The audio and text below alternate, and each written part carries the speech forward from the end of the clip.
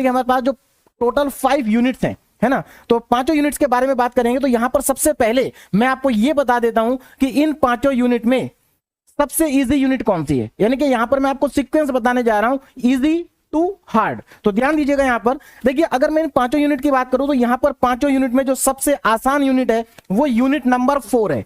बाकी सभी यूनिट के साथ अगर आप इसको कंपेयर करेंगे तो ये इजी यूनिट है, क्योंकि इस यूनिट के अंदर जो क्वेश्चंस हैं वो आसान है और छोटे छोटे क्वेश्चन है, तो इसलिए ये यूनिट सबसे आसान है कंपैरेटिवली। सबसे पहले आसान है यूनिट नंबर 4, उसके बाद यूनिट नंबर 5।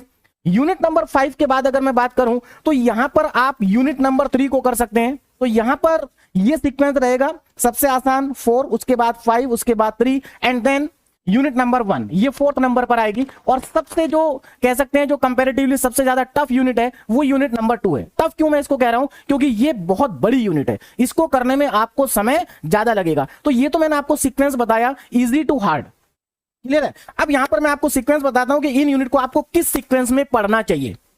देखिए, अगर ऐसे स्टूडेंट जिनका सिलेबस कंप्लीट हो गया है तो उनको तो सीक्वेंस से मतलब नहीं है, वो सभी यूनिट पढ़ चुके हैं, है ना। ऐसे स्टूडेंट जिन्होंने अभी बहुत कम पढ़ा है या पढ़ना स्टार्ट नहीं किया है, तो उनके लिए मैं यहां पर बता देता हूं कि सीक्वेंस आपका क्या रहना चाहिए। आपको सबसे पहले यूनिट नंबर 4 पढ़नी चाहिए, क्योंकि 4 को पढ़ने के लिए जरूरी नहीं कि आप स्टार्टिंग की यूनिट पढ़ें, तो 4 तो आपको डायरेक्ट समझ में आ जाएगी, है ना। और 4 के बाद आप 5 पढ़ें तो आप यहां से अपने सीक्वेंस को स्टार्ट कर सकते हैं पढ़ने के लिए।